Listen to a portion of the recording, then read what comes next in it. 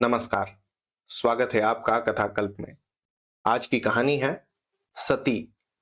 लेखक है मुंशी प्रेमचंद और स्वर है प्रवीण दीक्षित का। 2 शताब्दियों से अधिक बीत गए हैं, पर चिंता देवी का नाम चला आता है। बुंदेलखंड के एक बीहड़ स्थान में आज भी मंगलवार को सहस्त्रों स्त्री पुरुष चिंता देवी की पूजा करने आते हैं। उस दिन यह निर्जन स्थान सुहाने गीतों से गूंज उठता है। टीले और टोकरे रमणियों के रंग बिरंगे वस्त्रों से सुशोभित हो जाते हैं। देवी का मंदिर एक बहुत ऊंचे टीले पर बना हुआ है। उसके कलश पर लहराती हुई लाल पताका बहुत दूर से दिखाई देती है। मंदिर इतना छोटा है कि उसमें मुश्किल से एक साथ 2 आदमी समा सकते हैं। भीतर कोई प्रतिमा नहीं है, केवल एक छोटी सी वेदी बनी हुई है। नीचे से मंदिर तक पत्थर का जीना है। भीड़ भाड़ में धक्का खाकर कोई नीचे न गिर पड़े, इसलिए जीने के दोनों तरफ दीवार बनी हुई है। यहीं चिंता देवी सती हुई थी, पर लोक रीति के अनुसार वह अपने मृत पति के साथ चिता पर नहीं बैठी थी। उनका पति हाथ जोड़े सामने खड़ा था, पर वह उसकी ओर आंख उठाकर भी न देखती थी। वह पति के शरीर के साथ नहीं, उसकी आत्मा के साथ सती हुई। उस चिता पर पति का शरीर न था, उसकी मर्यादा भस्मीभूत हो रही थी। यमुना तट कालपी का एक छोटा सा सागर है। चिंता उसी नगर के एक वीर बुंदेले की कन्या थी। उसकी माता उसकी बाल्यावस्था में ही परलोक सिधार चुकी थी। उसके पालन पोषण का भार पिता पर पड़ा। वह संग्राम का समय था। योद्धाओं को कमर खोलने की भी फुर्सत न मिलती थी। वे घोड़े की पीठ पर भोजन करते थे और जीने ही पर झपकियां लेते थे। चिंता का बाल्यकाल पिता के साथ समरभूमि में कटा। बाप उसे किसी खोह या वृक्ष की आड़ में छिपाकर मैदान में चला जाता। चिंता निशंक भाव से बैठी हुई मिट्टी के किले बनाती और बिगाड़ती। उसके घरौंदे किले होते थे। उसकी गुड़ियां ओढ़नी न ओढ़ती थी। वह सिपाहियों के गुड्डे बनाती और उन्हें रणक्षेत्र में खड़ा करती थी। कभी कभी उसका पिता संध्या समय भी न लौटता, पर चिंता को भय छू तक न गया था। निर्जन स्थान में भूखी प्यासी रात रात भर बैठी रह जाती। उसने नेवले और सियार की कहानियां कभी न सुनी थी, वीरों के आत्मोत्सर्ग की कहानियां, और वह भी योद्धाओं के मुंह से। सुन सुनकर वह आदर्शवादी बन गई थी। एक बार 3 दिन तक चिंता को अपने पिता की खबर न मिली। वह एक पहाड़ की खोह में बैठी मन ही मन एक ऐसा किला बना रही थी जिसे शत्रु किसी भांति जान न सके। दिन भर वह उसी किले का नक्शा सोचती और रात को उसी किले का स्वप्न देखती। तीसरे दिन संध्या समय उसके पिता के कई साथियों ने आकर उसके सामने रोना शुरू किया। चिंता ने विस्मित होकर पूछा, दादाजी कहाँ हैं? तुम लोग क्यों रोते हो? किसी ने इसका उत्तर न दिया। वे जोर से धाड़े मार मार कर रोने लगे। चिंता समझ गई कि उसके पिता ने वीर गति पाई। उसने 13 वर्ष की बालिका की आंखों से आंसू की एक बूंद भी न गिरी। मुख जरा भी मलिन न हुआ, एक आह भी न निकली। वह तो हंसकर बोली, अगर उन्होंने वीर गति पाई तो तुम लोग रोते क्यों हो? योद्धाओं के लिए इससे बढ़कर और कौन सी मृत्यु हो सकती है? इससे बढ़कर उनकी वीरता का और क्या पुरस्कार मिल सकता है? यह रोने का नहीं, आनंद बनाने का अवसर है। एक सिपाही ने चिंतित स्वर में कहा, हमें तुम्हारी चिंता है। तुम अब कहां रहोगी? चिंता ने गंभीरता से कहा, इसकी तुम चिंता न करो। मैं अपने बाप की बेटी हूं। जो कुछ उन्होंने किया वही मैं भी करूंगी। अपनी मातृभूमि को शत्रुओं के पंजे से छुड़ाने में उन्होंने प्राण दे दिए। मेरे सामने भी वही आदर्श है। जाकर अपने आदमियों को संभालिए। मेरे लिए एक घोड़ा और हथियारों का प्रबंध कर दीजिए। ईश्वर ने चाहा तो आप लोग मुझे किसी से पीछे न पाएंगे, लेकिन यदि मुझे पीछे हटते देखना तो तलवार के एक हाथ से इस जीवन को अंत कर देना। यही मेरा आपसे विनय है। जाइए, अब विलंब न कीजिए। सिपाहियों को चिंता के ये वीर वचन सुनकर कुछ भी आश्चर्य नहीं हुआ।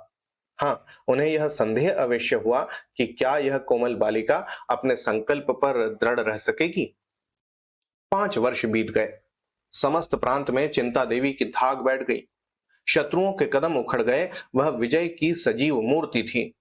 उसे तीरों और गोलियों के सामने निशंक खड़े देखकर सिपाहियों को उत्तेजना मिलती रहती थी। उसके सामने वे कैसे कदम पीछे हटाते? जब कोमलांगी युवती आगे बढ़े तो कौन पुरुष कदम पीछे हटाएगा? सुंदरियों के सम्मुख योद्धाओं की वीरता अजेय हो जाती है। रमणी के वचन बाण योद्धाओं के लिए आत्मसमर्पण के गुप्त संदेश हैं। उसकी एक ही चितवन कायरों में भी पुरुषत्व प्रवाहित कर सकती है। चिंता की छवि कीर्ति ने मनचले सूरमाओं को चारों ओर से खींच खींच कर उसकी सेना में सजा दिया। जान पर खेलने वाले भंवरे चारों ओर से आकर इस फूल पर मंडराने लगते। इन्हीं योद्धाओं में रत्न सिंह नाम का एक युवक राजपूत भी था। यूं तो चिंता के सैनिकों में सभी तलवार के धनी थे। बात पर जान देने वाले, उसके शरीर पर आग में कूदने वाले, उसकी आज्ञा पाकर एक बार आकाश के तारे तोड़ लाने को भी चल पड़ते। किंतु रत्न सिंह सबसे बढ़ा हुआ था। चिंता हृदय में उससे प्रेम करती थी। रत्न सिंह अन्य वीरों की भांति अक्खड़, मुंहफट और घमंडी न था, और लोग अपनी अपनी कीर्ति को बढ़ा चढ़ाकर बयान करते। आत्म प्रशंसा करते हुए उनकी जुबान न रुकती थी। वे जो कुछ करते चिंता को दिखाने के लिए। उनका ध्येय अपना कर्तव्य न था, चिंता थी। रत्न सिंह जो कुछ करता शांत भाव से। अपनी प्रशंसा करना तो दूर रहा, वह चाहे कोई शेर ही क्यों न मार आए, उसकी चर्चा तक न करता। उसकी विनयशीलता और नम्रता संकोच की सीमा से भी बढ़ गई थी। औरों के प्रेम में विलास था, पर रत्न सिंह के प्रेम में त्याग और तप। और लोग मीठी नींद सोते थे, पर रत्न सिंह तारे गिन गिन कर रात काटता था। और सब अपने दिल में समझते थे कि चिंता मेरी होगी। केवल रत्न सिंह निराश था, और इसलिए उसे किसी से द्वेष न था, न राग। औरों को चिंता के सामने चहकते देखकर उसे उनकी वाक्पटुता पर आश्चर्य होता। प्रतिक्षण उसका निराशांधकार और भी घना होता जाता था। कभी कभी वह अपने बोधेपन पर झुंझला उठता। क्यों ईश्वर ने मुझे उन गुणों से वंचित रखा जो रमणियों के चित्त को मोहित करते हैं? उसे कौन पूछेगा? उसकी मनोव्यथा को कौन जानता है? पर वह मन में झुंझला कर रह जाता था। दिखावे की उसमें सामर्थ्य ही न थी। आधी रात से अधिक रात बीत चुकी थी। चिंता अपने खेमे में विश्राम कर रही थी। सैनिक गण भी कड़ी मंजिल मारने के बाद कुछ खा पीकर गाफिल हो पड़े थे। आगे एक घना जंगल था। जंगल के उस पार शत्रुओं का एक दल डेरा डाले पड़ा था। चिंता उसके आने की खबर पाकर भागा भाग चली आ रही थी। उसने प्रातःकाल शत्रुओं पर धावा करने का निश्चय कर लिया था। उसे विश्वास था कि शत्रुओं को मेरे आने की खबर न होगी, किंतु यह उसका भ्रम था। उसी की सेना का एक आदमी शत्रुओं से मिला हुआ था। यहाँ की खबर वहां नित्य पहुंचती रहती थी। उन्होंने चिंता से निश्चिंत होने के लिए एक षड्यंत्र रच रखा था। उसकी गुप्त हत्या करने के लिए 3 साहसी सिपाहियों को नियुक्त कर दिया था। वे तीनों हिंस्र पशुओं की भांति दबे पांव जंगल को पार करके आए और वृक्षों की आड़ में खड़े होकर सोचने लगे कि चिंता का स्वामी कौन सा है। सारी सेना बेखबर सो रही थी। इससे उन्हें अपने कार्य की सिद्धि में लेश मात्र संदेह न था। वे वृक्षों की आड़ से निकले और जमीन पर मगर की तरह रेंगते हुए चिंता के खेमे की ओर चले। सारी सेना बेखबर सोती थी। पहरे के सिपाही थक कर चूर हो जाने के कारण निद्रा में मग्न हो गए थे। केवल एक प्राणी खेमे के पीछे मारे ठंड के सिकड़ा हुआ बैठा था। यह रत्न सिंह था। आज उसने यह कोई नई बात न की थी। पहाड़ों में उसकी रातें इसी भांति चिंता के खेमे के पीछे बैठे बैठे कटती थीं। घातकों की आहट पाकर उसने तलवार निकाल ली और चौंक कर उठ खड़ा हुआ। देखा 3 आदमी झुके हुए चले आ रहे हैं। अब क्या करे? अगर शोर मचाता है तो सेना में खलबली पड़ जाएगी, और अंधेरे में लोग एक दूसरे पर वार करके आपस में ही में कट मरे। इधर अकेले 3 जवानों से भिड़ने में प्राणों का भय है। अधिक सोचने का मौका न था। उसमें योद्धाओं की अविलंब निश्चय कर लेने की शक्ति थी। तुरंत तलवार खींच ली और उन तीनों पर टूट पड़ा। कई मिनट तक तलवारें छपाछप चलती रहीं, फिर सन्नाटा छा गया। उधर वे तीनों आहत होकर गिर पड़े, इधर यह भी जख्मों से चूर होकर अचेत हो गया। प्रातःकाल चिंता उठी तो चारों जवानों को भूमि पर पड़े पाया। उसका कलेजा धक सा हो गया। समीप जाकर देखा, तीनों आक्रमणकारियों के प्राण निकल चुके थे, पर रत्न सिंह की सांस चल रही थी। सारी घटना समझ में आ गई। नारित्व ने वीरत्व पर विजय पाई। जिन आंखों से पिता की मृत्यु पर आंसू की एक बूंद भी न गिरी थी, उन्हीं आंखों से आंसुओं की झड़ी लग गई। उसने रत्न सिंह का सिर अपनी जांघ पर रख लिया और हृदयांगन में रचे हुए स्वयंवर में उसके गले में जयमाल डाल दी। महीने भर न रत्न सिंह की आंखें खुली और न चिंता की आंखें बंद हुईं। चिंता उसके पास से एक क्षण के लिए भी कहीं न जाती। न अपने इलाके की परवाह थी, न शत्रुओं के बढ़ते चले आने की फिक्र। रत्न सिंह पर वह अपनी सारी विभूतियों को बलिदान कर चुकी थी। पूरा महीना बीत जाने के बाद रत्न सिंह की आंखें खुली। देखा, चारपाई पर पड़ा हुआ है और चिंता सामने पंखा लिए खड़ी है। क्षीण स्वर में बोला, चिंता, पंखा मुझे दे दो, तुम्हें कष्ट हो रहा है। चिंता का हृदय इस समय स्वर्ग के अखंड अपार सुख का अनुभव कर रहा था। एक महीना पहले जिस जीर्ण शीर्ण शरीर के सिरहाने बैठी हुई वह नैराश्य से रोया करती थी, उसे आज बोलते देखकर उसके आह्लाद का पारावार न था। उसने स्नेह मधुर स्वर में कहा, प्राणनाथ, यदि यह कष्ट है तो सुख क्या है, मैं नहीं जानती। प्राणनाथ, इस संबोधन में विलक्षण मंत्र की सी शक्ति थी। रत्न सिंह की आंखें चमक उठी, जीर्ण मुद्रा प्रदीप्त हो गई। नसों में एक नए जीवन का संचार हो उठा और वह जीवन कितना स्फूर्तिमय था। उसमें कितना उत्साह, कितना माधुर्य, कितना उल्लास और कितनी करुणा थी। रत्न सिंह के अंग अंग फड़कने लगे। उसे अपनी भुजाओं में अलौकिक पराक्रम का अनुभव होने लगा। ऐसा जान पड़ा मानो वह सारे संसार को सर कर सकता है, उड़कर आकाश पर पहुंच सकता है, पर्वतों को चीर सकता है। एक क्षण के लिए ऐसी तृप्ति हुई मानो उसकी सारी अभिलाषाएं पूरी हो गई हैं। मानो वह अब किसी से कुछ नहीं चाहता। शायद शिव को सामने खड़े देखकर भी वह मुंह फेर लेगा, कोई वरदान न मांगेगा। उसे अब रिद्धि को किसी पदार्थ की इच्छा तक न थी। उसे गर्व हो रहा था, मानो उससे अधिक सुखी, उससे अधिक भाग्यशाली पुरुष संसार में और कोई ना होगा। चिंता अभी अपना वाक्य पूरा न कर पाई थी, उसी प्रसंग में बोली, हाँ, आपको मेरे कारण अलबत्ता दुस्सह यातना भोगनी पड़ी। रत्न सिंह ने उठने की चेष्टा की। बिना तप के सिद्धि नहीं मिलती, उसने कहा। चिंता ने रत्न सिंह को कोमल हाथों से लेटाते हुए कहा, इस सिद्धि के लिए तुमने तपस्या नहीं की थी। झूठ क्यों बोलते हो? तुम केवल एक अबला की रक्षा कर रहे थे। यदि मेरी जगह कोई दूसरी स्त्री होती तो भी इतने ही प्राणपण से उसकी रक्षा करते। मुझे उसका विश्वास है। मैं तुमसे सत्य कहती हूं, मैंने आजीवन ब्रह्मचारिणी रहने का प्रण कर लिया था, लेकिन तुम्हारे आत्मोत्सर्ग ने मेरे प्रण को तोड़ डाला। मेरा पालन योद्धाओं की गोद में हुआ है। मेरा हृदय उसी पुरुष सिंह के चरणों पर अर्पण हो सकता है जो प्राणों की बाजी खेल सकता है। रसिकों के हास विलास, गुंडों के रूप रंग और फकेतों के दाव घात का मेरी दृष्टि में रत्ती भर भी मूल्य नहीं है। उनकी नट विद्या को मैं केवल तमाशे की तरह देखती हूँ। तुम्हारे ही हृदय में मैंने सच्चा उत्सर्ग पाया और तुम्हारी दासी हो गई। आज से नहीं, बहुत दिनों से। प्रणय की पहली रात थी। चारों ओर सन्नाटा था। केवल दोनों प्रेमियों के हृदयों में अभिलाषाएं लहरा रही थीं। चारों ओर अनुरागमयी चांदनी छिटकी हुई थी और उसकी हास्यमयी छटा में वर और वधू प्रेमालाप कर रहे थे। सहसा खबर आई कि शत्रुओं की एक सेना किले की ओर बढ़ी चली आती है। चिंता चौंक पड़ी। रत्न सिंह खड़ा हो गया और खूंटी से लटकती तलवार उतार ली। चिंता ने उसकी ओर कातर स्नेह की दृष्टि से देखकर कहा, कुछ आदमियों को उधर भेज दो, तुम्हारे जाने की क्या जरूरत है? रत्न सिंह ने बंदूक कंधे पर रखते हुए कहा, मुझे भय है कि अब कि वे लोग बड़ी संख्या में आ रहे हैं।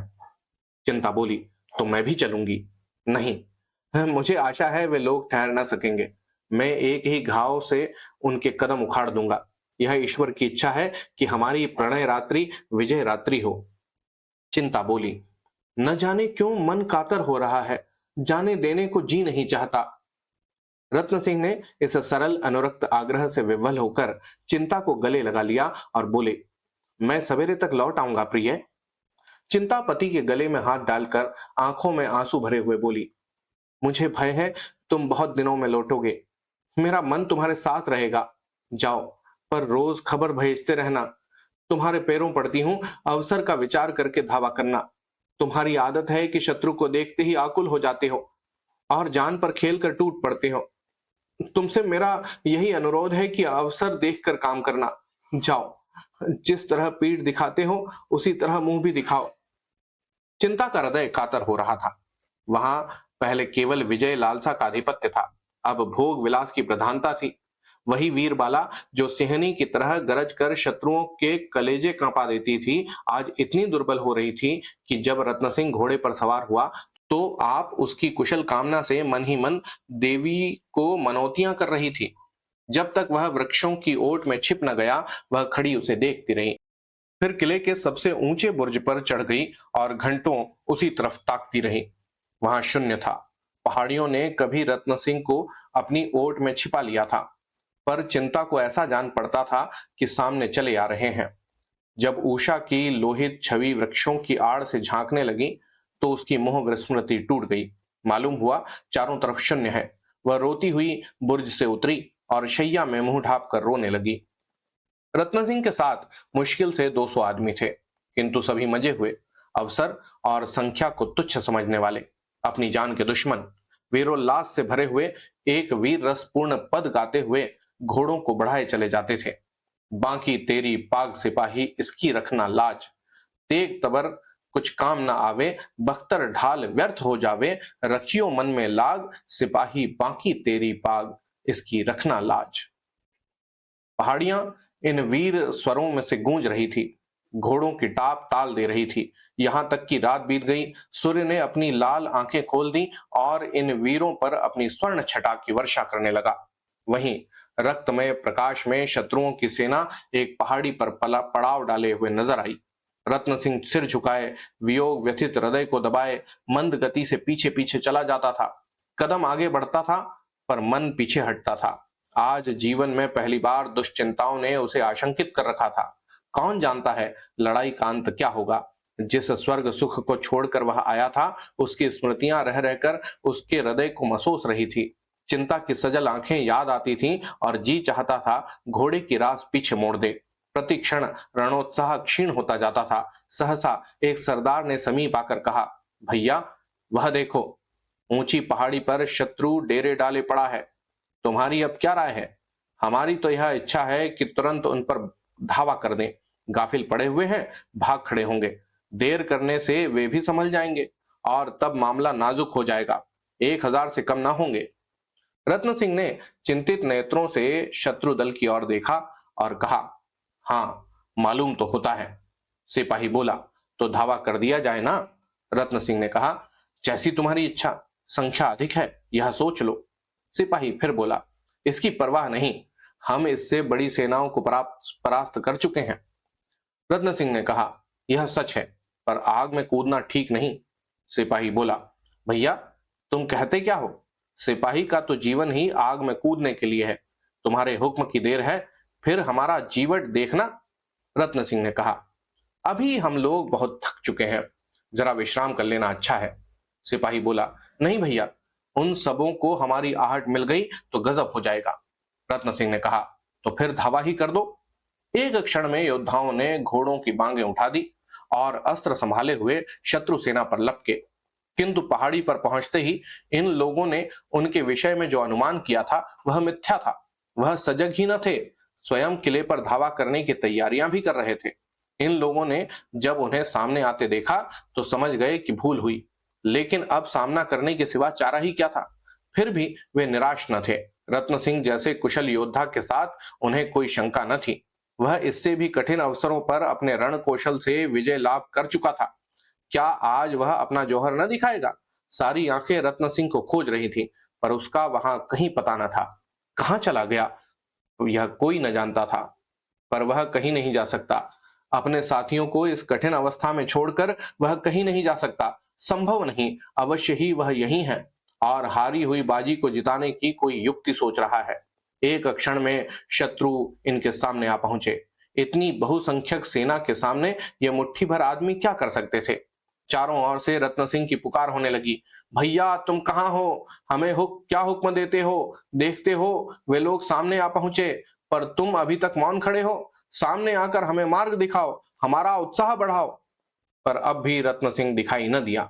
यहां तक कि शत्रु दल सिर पर आ पहुंचा और दोनों दलों में तलवारें चलने लगी। बुंदेलों ने प्राण हथेली पर लेकर लड़ना शुरू किया, पर एक को एक बहुत होता है, 1 और 10 का मुकाबला ही क्या। यह लड़ाई न थी, प्राणों का जुआ था। बुंदेलों ने निराशा का अलौकिक बल था। खूब लड़े, पर क्या मजाल की कदम पीछे हटे। उनमें अब जरा भी संगठन न था, जिससे जितना आगे बढ़ते बना बढ़ा, अंत क्या होगा इसकी किसी को चिंता न थी। कोई तो शत्रुओं की सफें चीरता हुआ सेनापति के समीप पहुंच गया, कोई उनके हाथी पर चढ़ने की चेष्टा करते मारा गया। उनका अमानुषिक साहस देखकर शत्रुओं के मुंह से भी वाह वाह निकलती थी, लेकिन ऐसे योद्धाओं ने नाम पाया है, विजय नहीं पाई। 1 घंटे में रंगमंच का पर्दा गिर गया, तमाशा खत्म हो गया। एक आंधी थी जो आई और वृक्षों को उखाड़ती हुई चली गई। संगठित रहकर ये मुट्ठी भर आदमी दुश्मनों के दांत खट्टे कर देते, पर जिस पर संगठन का भार था उसका कहीं पता न था। विजयी मरहटों ने एक एक लाश ध्यान से देखी। रत्न सिंह उनकी आंखों में खटकता था, उसी पर उनके दांत लगे थे। रत्न सिंह के जीते जी उन्हें नींद न आती थी। लोगों ने पहाड़ी की एक चट्टान का मंथन कर डाला, पर रत्न सिंह हाथ ना आया। विजय हुई पर अधूरी। चिंता के हृदय में आज न जाने क्यों भांति भांति की शंकाएं उठ रही थीं। वह कभी इतनी दुर्बल न थी। बुंदेलों की हार ही क्यों होगी, इसका कोई कारण तो वह भी न बता सकती थी, पर वह भावना उसके विकल हृदय से किसी तरह न निकलती थी। उस अभागिन के भाग्य में प्रेम का सुख भोगना लिखा होता तो क्या बचपन में मां मर जाती, पिता के साथ वन वन घूमना पड़ता, खोहों और कंदराओं में रहना पड़ता, और वह आश्रय भी तो बहुत दिन न रहा, पिता भी मुंह मोड़कर चल दिए। तब से उसे एक दिन भी तो आराम से बैठना नसीब न हुआ। विधना क्या अब अपना क्रूर कौतुक छोड़ देगा। आह, उसके दुर्बल हृदय में इस समय एक विचित्र भावना उत्पन्न हुई।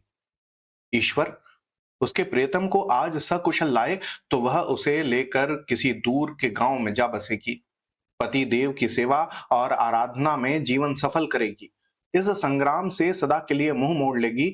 आज पहली बार नारित्व का भाव उसके मन में जागृत हुआ। संध्या हो गई थी। सूर्य भगवान किसी हारे हुए सिपाही की भांति मस्तक झुकाते कोई आड़ खोज रहे थे। सहसा एक सिपाही नंगे सिर पांव निशस्त्र उसके सामने आकर खड़ा हो गया। चिंता पर वज्रपात हो गया। एक क्षण तक मरमाहत सी बैठी रही, फिर उठकर घबराई हुई सैनिक के पास आई और आतुर स्वर में पूछा, कौन कौन बचा। सैनिक ने कहा, कोई नहीं।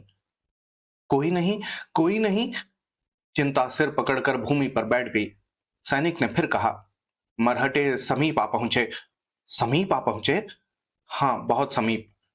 तो तुरंत चिता तैयार करो, समय नहीं है। अभी हम लोग तो सिर कटाने को हाजिर ही हैं। तुम्हारी जैसी इच्छा। मेरे कर्तव्य का तो यही अंत है। किले बंद करके हम महीनों लड़ सकते हैं, तो आकर लड़ो। मेरी लड़ाई अब किसी से नहीं। एक और अंधकार प्रकाश को पैरों तले कुचलता चला आता था, दूसरी ओर विजयी मरहटे लहराते हुए खेतों को, और किले में चिता बन रही थी। ज्यों ही दीपक जले, चिता में भी आग लगी। सती चिंता 16 श्रृंगार किए अनुपम छवि दिखाती हुई प्रसन्न मुख अग्नि मार्ग से पतिलोक की यात्रा करने जा रही थी। चिता के चारों ओर स्त्री और पुरुष जमा थे। शत्रुओं ने किले को घेर लिया है, इसकी किसी को फिक्र न थी। शोक और संतोष से सबके चेहरे उदास और सिर झुके हुए थे। अभी कल इसी आंगन में विवाह का मंडप सजाया गया था। जहां इस समय चिता सुलग रही है, वहीं कल हवन कुंड था। कल भी इसी भांति अग्नि की लपटें उठ रही थीं, इसी भांति लोग जमा थे, पर आज और कल के दृश्यों में कितना अंतर है। हाँ, स्थूल नेत्रों के लिए अंतर हो सकता है, पर वास्तव में यह उसी यज्ञ की पूर्णाहुति है, उसी प्रतिज्ञा का पालन है। सहसा घोड़े की टापों की आवाजें सुनाई देने लगी। मालूम होता था कोई सिपाही घोड़े को सरपट भागाता हुआ चला आ रहा है। एक क्षण में टापों की आवाज बंद हो गई और एक सैनिक आंगन में दौड़ा हुआ आ पहुंचा। लोगों ने चकित होकर देखा, यह रत्न सिंह था। रत्न सिंह चिता के पास जाकर हांफता हुआ बोला, प्रिय प्रिय, मैं तो अभी जीवित हूं, यह तुमने क्या कर डाला। चिता में आग लग चुकी थी। चिंता की साड़ी से अग्नि की ज्वाला निकल रही थी। रत्न सिंह उन्मत्त की भांति चिता में घुस गया और चिंता का हाथ पकड़कर उठाने लगा। लोगों ने चारों ओर से लपक लपक कर चिता की लकड़ियां हटानी शुरू की, पर चिंता ने पति की ओर आंख उठाकर भी न देखा। केवल हाथों से उसे हट जाने का संकेत किया। रत्न सिंह सिर पीट कर बोला, हाय प्रिय, तुम्हें यह क्या हो गया है? मेरी ओर देखती क्यों नहीं? मैं तो जीवित हूं। चिता से आवाज आई, तुम्हारा नाम रत्न सिंह है, पर तुम मेरे रत्न सिंह नहीं हो। तुम मेरी तरफ देखो तो मैं तो ही तुम्हारा दास, तुम्हारा उपासक, तुम्हारा पति हूं। मेरे पति ने वीर गति पाई। हाय, कैसे समझाऊं? अरे लोगों, किसी भांति अग्नि को शांत करो। मैं रत्न सिंह ही हूं प्रिय। क्या तुम मुझे पहचानती नहीं हो? अग्निशिखा चिंता के मुख तक पहुंच गई। अग्नि में कमल खिल गया। चिंता स्पष्ट स्वर में बोली, खूब पहचानती हूं। तुम मेरे रत्न सिंह नहीं। मेरा रत्न सिंह सच्चा शूर था। वह आत्मरक्षा के लिए, इस तुच्छ देह को बचाने के लिए अपने क्षत्रिय धर्म का परित्याग न कर सकता था। मैं जिस पुरुष के चरणों की दासी बनी थी, वह देवलोक में विराजमान है। रत्न सिंह को बदनाम मत करो। वह वीर राजपूत था, रणक्षेत्र से भागने वाला कायर नहीं। अंतिम शब्द निकले ही थे कि अग्नि की ज्वाला चिंता के सिर के ऊपर जा पहुंची। फिर एक क्षण में वह अनुपम रूप राशि, वह आदर्श वीरता की उपासिका, वह सच्ची सती अग्नि राशि में विलीन हो गई। रत्न सिंह चुपचाप हतबुद्धि सा खड़ा यह शोकमय दृश्य देखता रहा। फिर अचानक एक ठंडी सांस खींचकर उसी चिता में कूद पड़ा। तो ये थी आज की कहानी सती। आपको कैसी लगी जरूर बताइएगा। होती है अगली कहानी में फिर मुलाकात। तब तक के लिए धन्यवाद और जय हिंद।